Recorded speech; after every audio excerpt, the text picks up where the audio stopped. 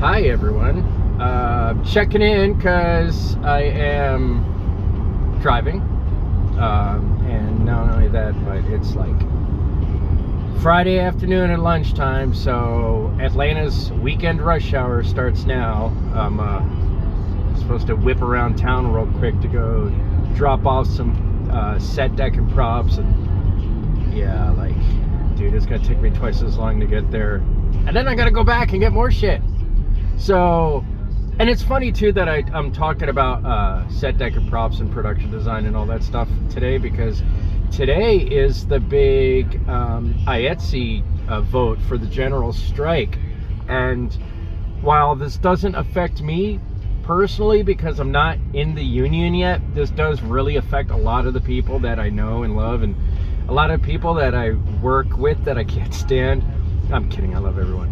And so yeah, right now everyone's voting on it, seeing if we're gonna strike. If you're not aware, a general strike means basically like all work stops everywhere for all reasons, and yeah, that's it. Like, that's it. No more making movies and films and stuff. Kind of a big deal, because this AETSE strike is AETSE. Sorry, not Etsy, the fucking crocheted bat fucking blanket seller thing, whatever. Like AETSE, the International something theater stagehand, I don't know, something's, I never remember, I'm terrible at this. And this is the biggest call for a strike since World War II, funny enough. And I feel like we're not asking for much. Sorry, they're not asking for much. I meant the royal we, like the mouse in my pocket who's actually in the union. 479 represent. And they're not really asking much. All they want is like better pay and more reasonable hours and better residuals off of streaming. And it's kind of interesting too, because so here's the deal. When I'm going to fill you in on a whole bunch of backstory shit. I guess the whole streaming revenue residual thing. So when streaming started becoming a thing, they negotiated with AMPTP, I guess the Association of Motion Picture Producers, somethings, to have people paid to a slightly different scale, because they're like, hey, look, this is kind of a new media outlet. It's not quite broadcast. It's not quite film. You know, we're streaming services, so we're doing this new platform thing. Can you cut us a deal and like make sure we don't have to pay everyone nearly as much as everyone else pays everyone? We're new. We don't make any money. We want to like kind of get started. And you know, everyone's like, yeah, sure, whatever. Like, well, we'll cut rates. You don't, you know, whatever. I'm sure you'll hand out extra T-shirts and hats at the wrap party. We'll get this sorted.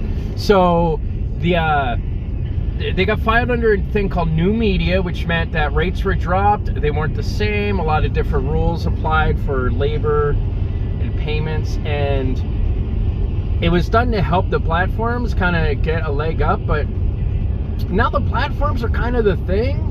Like, they're not really new media. They're established out. And let's be honest, even without the pandemic, like, most people would rather sit at home and just binge watch their shit. So now it's like, I don't know what's the best way to put this. So basically, everyone who works for companies that provide content for streaming services, they're like, hey, we noticed that you guys are making billions of dollars a year, and we're not getting paid that reflects that. And then the streaming service companies are all like, whatever, you signed a contract. And it's like, yeah, but I think it's time to renegotiate. And that's where we are there. Because let's fucking face it, dude. Like, they make enough money. They can pay people. Like, that's how that shit works. Like, pay your people. And I say that all the time to people coming up into the film industry, trying to make movies and shows and all that shit. Like, just pay your people. Pay your fucking people. Even if you can't pay them scale, pay them something. Give them something. Oh, my phone is hot. It does not want me to use the map anymore. That's gonna be exciting.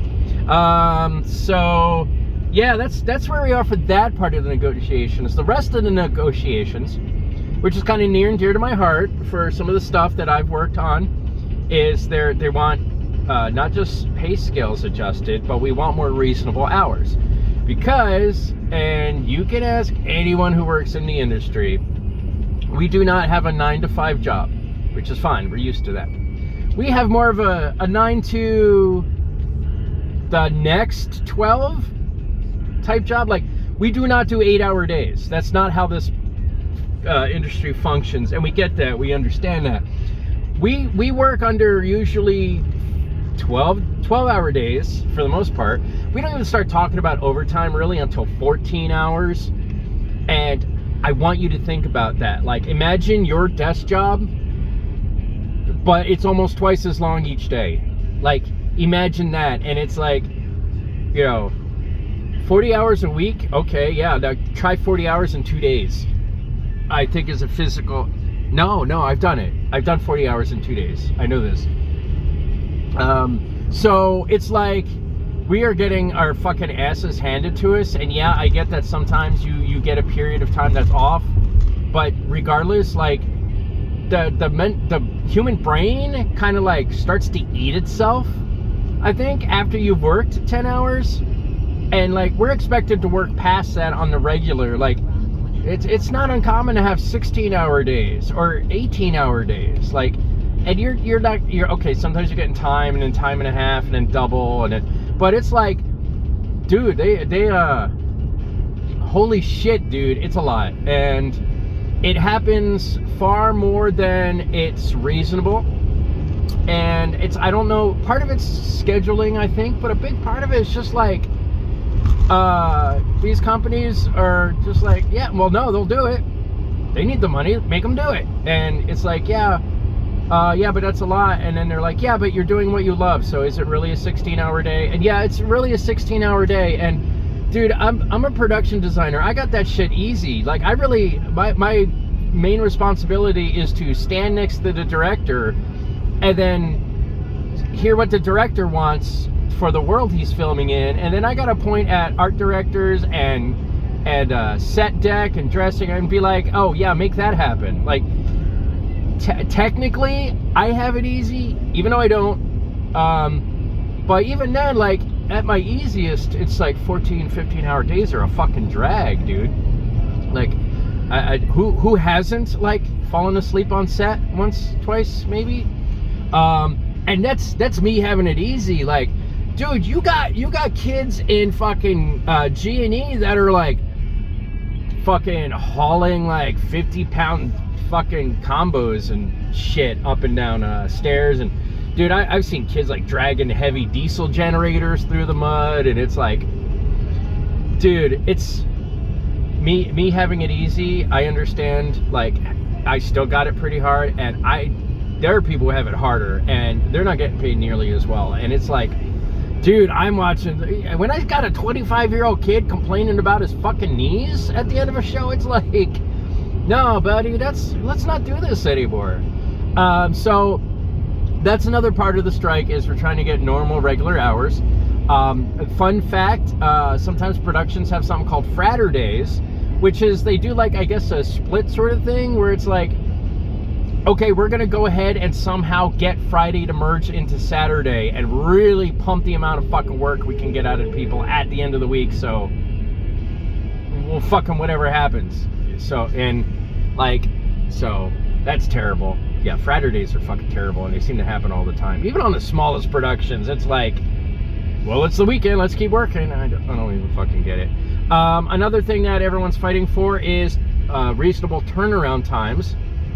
Because not only are you working 14-15-hour days and you're mandated to let these people go home and rest, but usually it's just an 8-hour turnaround time, I guess. So it's like there's 24 hours in a day, and it's like we're gonna work them 16 hours, but that's fine because they got 8 hours off, and the human body needs 8 hours to sleep, blah blah blah, no big deal. But if you've done this sort of shit before, you understand what 8 hours means. It's not like, okay, go home and go rest for 8 hours. It means you leave set at 8. You leave set. You're back in 8 hours. So, hey, guess what? You live an hour away. Hey, guess what? Maybe you'll get 6 hours of sleep. You work 2 hours away. Hey, guess what? Maybe you get 4 hours of sleep. And that's just sleeping. Like, you also got to do shit like you got to bathe, you got to eat, you got to take care of yourself. What about your chores and home responsibilities and whatnot? Like, dude, I'm pretty sure I got a stack of HOA letters because I haven't been able to touch my lawn in a week. You know, God bless my wife for fucking busting her ass. You know, she's got to work a fucking 9 to 5 and somehow catch up on the shit that I can't do at home. You know, fuck. Like, also, I'm kind of forgetting what my kids look like. Like, dude, that's not really much. An 8-hour fucking turnaround time. Like, right now, I get 8-hour turnaround times. Like, our production is really good, and I want to say that right now. I got, I'm limited to 12-hour shifts. Like, we work from X to X, and it's always 12 hours. And sometimes we go a little bit over, but, like, the producers and the directors go up to, like, every cast and crew member, and they're like, dude, we're gonna go over, really sorry about that, are you okay with this? Everyone gets the right and responsibility to be like, no, I gotta go home. And God bless them, dude, I love that shit. But, you know, we stick around because whatever, it's just another half hour. It's not a big deal. They're definitely not abusing us. I'd say they really take care of us better than most productions, which is surprising for the sort of production we're doing right now. But, you know, it's like other people don't get that. It's, you get your, dude, I'm like rambling. I'm so tired right now. And that's kind of my point. Like, even with this production taking care of us and making sure that we get our 12 hours a day and then we get to fuck off for however long until we get back. Like, I'm still an hour and a half, 2 hours away from set. I'm filming all the way on the other side of Atlanta right now. And I have been for the past few weeks. And it's like, I get off of work, I drive home. I got to do my nominal shit at home, like, you know, eat a meal, take a shower, do whatever, like, and then it's like I got maybe 5 hours of sleep if I'm lucky sometimes. And also, you know, and dude, if you're like not sleeping for weeks on end, that's causing problems. Like, I know, like, I've kind of nodded off behind the wheel a few times, like, not recently, but I've done it. Dude, I know people who, dude, people die from this. They like fall asleep behind the wheel. They work a 16-hour shift, and then they got to drive all the way home, and then fucking, like, that's it. They're fucking dead. And it's fucking terrible. Like, can you imagine telling your kids, like, oh yeah, sorry, daddy didn't make it home because he had to work a 16-hour shift and fell asleep behind the wheel. Shit's got to stop. And I guess, you know, that's what the strike is about. Like, god damn, dude. And even like key positions, dude, sometimes, like, I don't get weekends. Like, they talk about, hey, you know, we're gonna work you 5 days, 2 days off. Sometimes you don't get those 2 days off because it's little tiny things like, hey, can you do us a favor? Hey, can you pick this up? Hey, can you go do that run? Or I got to make phone calls and secure props and do rentals and get equipment together and handle logistics. And it's like, dude, I don't get weekends. I am maybe, dude, I tried so hard because the past few weeks have been pretty tough. And yesterday I woke up and I said, here's the fucking deal. I got 2 days off. I know I got a lot of shit to do. I'm going to do all that shit on Friday. Just give me this one day to fucking calm down and relax and just get my head back on. And it was like, no, that's not happening. Like, holy shit, dude. We wrapped on location at 5 in the morning. I think we wrapped at 5. Then we had to strike sets and tear stuff down. That took about an hour and a half, something like that. No, you know what? Okay, so we were a little ahead of schedule. We wrapped